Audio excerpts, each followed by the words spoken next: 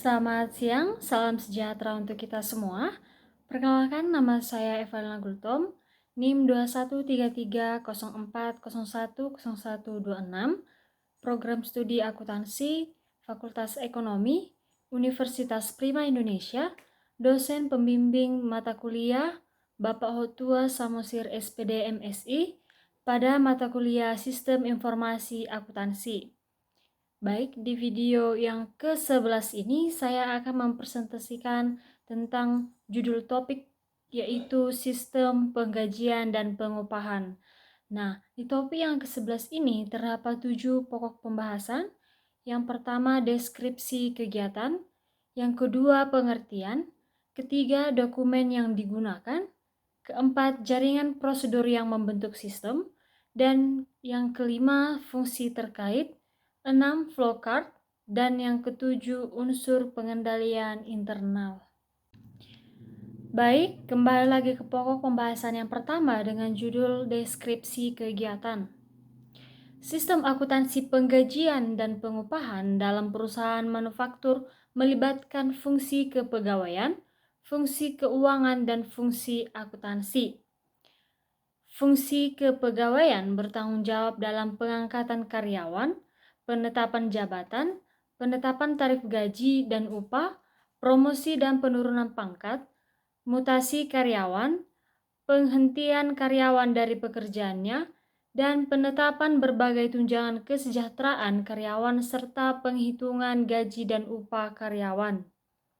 Lanjut, fungsi keuangan bertanggung jawab atas pelaksanaan pembayaran gaji dan upah serta berbagai tunjangan kesejahteraan karyawan.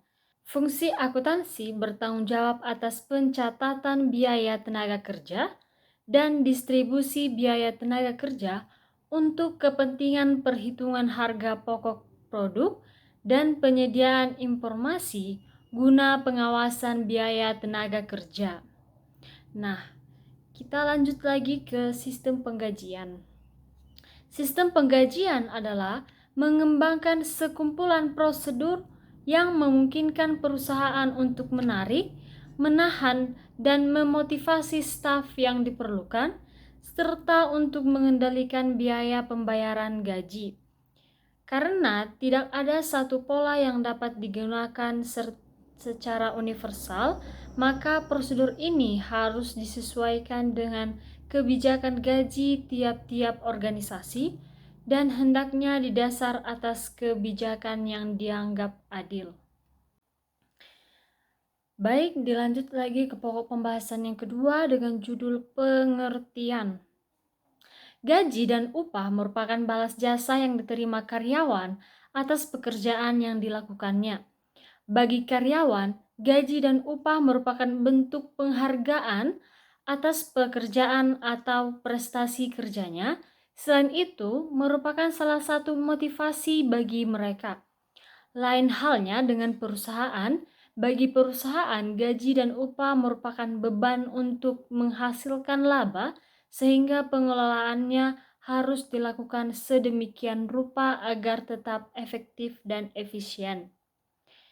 Pengertian sistem informasi akuntansi yaitu gaji dan upah.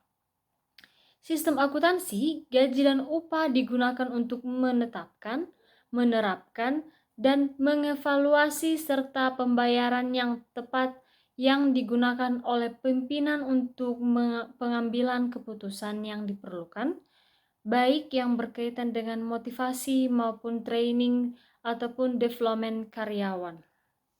Baik, dilanjut lagi ke pokok pembahasan yang keempat dengan judul dokumen yang digunakan. Berikut adalah dokumen yang diperlukan dalam sistem penggajian dan pengupahan, yaitu dokumen pendukung perubahan gaji dan upah, presensi, daftar gaji dan daftar upah, rekap daftar gaji dan daftar upah. A. Dokumen pendukung perubahan gaji dan upah.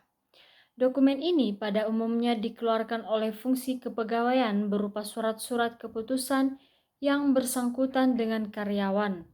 Tembusan dari dokumen-dokumen ini dikirimkan ke fungsi pembuat daftar gaji dan upah. B. presensi. Dokumen ini mencatat jumlah kehadiran karyawan dan nantinya data ini menjadi pertimbangan bagi keuangan dalam mengambil keputusan. C. Daftar gaji dan daftar upah. Dokumen ini berisi gaji dan upah bruto setiap karyawan dikurangi potongan berupa PPh pasal 21, utang karyawan, iuran untuk organisasi karyawan, dan lain sebagainya. D. Rekap daftar gaji dan daftar upah. Dokumen ini merupakan ringkasan gaji dan upah per departemen yang dibuat berdasarkan daftar gaji dan upah.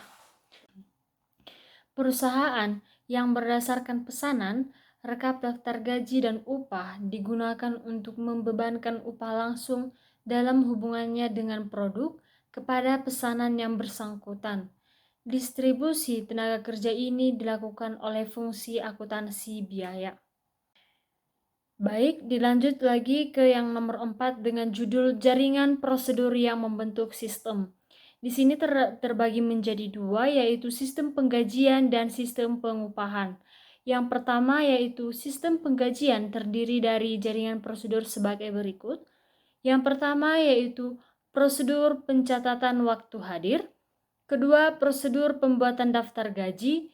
Ketiga, prosedur distribusi biaya gaji. Keempat, prosedur pembuatan bukti kas keluar. Dan yang kelima, prosedur pembayaran gaji. Lanjut lagi ke sistem pengupahan terdiri dari jaringan prosedur. Yang pertama, prosedur pencatatan waktu hadir. Yang kedua, prosedur pencatatan waktu kerja. Dan yang ketiga, prosedur pembuatan daftar upah. Baik, dilanjut lagi ke pokok pembahasan yang kelima dengan judul fungsi terkait. Fungsi-fungsi yang terkait dengan sistem akuntansi penggajian dan pengupahan adalah sebagai berikut. Yang pertama, fungsi PSDM. Bertugas untuk merekap hasil presensi karyawan yang nantinya akan disetor ke fungsi keuangan. Yang kedua, fungsi keuangan. Fungsi ini bertanggung jawab untuk membuat slip gaji berdasarkan data yang telah diterima dari fungsi PSDM dan membuat laporan penggajian. Yang ketiga, manajer. Memvalidasi semua kejadian yang telah dilakukan oleh fungsi-fungsi sebelumnya. Fungsi yang terkait dalam sistem akuntansi penggajian dan pengupahan yaitu fungsi kepegawaian, fungsi pencatat waktu, fungsi pembuat daftar gaji dan upah, fungsi akuntansi, dan yang terakhir fungsi keuangan. Baik, dilanjut lagi ke pokok pembahasan yang keenam dengan judul flowchart. Di sini saya akan menampilkan gambar tentang flowchart penggajian. Dan di gambar tersebut sudah ada urutan-urutan mulai dari karyawan, PSDM, keuangan, dan manajer.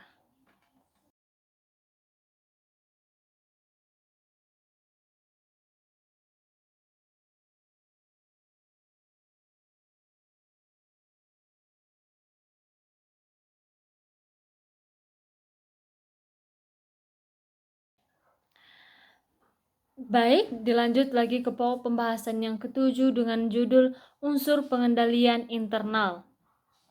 Hal ini mencakup struktur organisasi dan semua cara-cara serta alat-alat yang dikoordinasikan yang digunakan di dalam perusahaan dengan tujuan untuk menjaga keamanan harta milik perusahaan, memeriksa ketelitian dan kebenaran data akuntansi, memajukan efisiensi di dalam operasi, dan membantu dipatuhinya kebijakan manajemen yang telah ditetapkan lebih dahulu atau menurut Zaki Barituan 1990-13. Nah, untuk tujuan di atas, terdapat elemen-elemen yang merupakan ciri-ciri pokok pengendalian intern. Pengendalian intern yang meliputi 1. Suatu struktur organisasi yang memisahkan tanggung jawab fungsional secara tetap. 2. Suatu sistem wewenang dan prosedur pembukuan yang baik yang berguna untuk pengawasan akuntansi yang cukup terhadap harta milik, utang-utang, pendapatan-pendapatan, dan biaya-biaya. Yang ketiga yaitu praktek yang sehat dijalankan di dalam melakukan tugas-tugas dan fungsi-fungsi setiap bulan organisasi. Yang keempat yaitu suatu tingkat kecakapan pegawai yang sesuai dengan tanggung jawab. Pengendalian intern dibutuhkan setiap perusahaan agar dalam menjalankan tugasnya, usahanya tidak menyimpang dari yang telah ditetapkan lebih dahulu.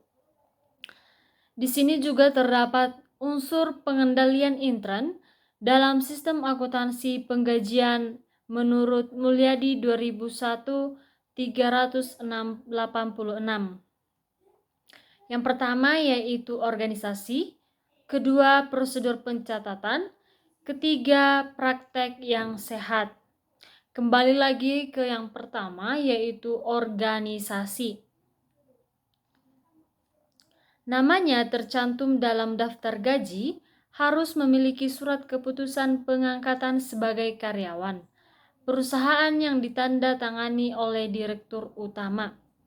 Yang kedua, setiap perubahan gaji karyawan karena perubahan pangkat, perubahan tarif gaji, tambahan keluarga harus didasarkan pada surat keputusan direktur keuangan.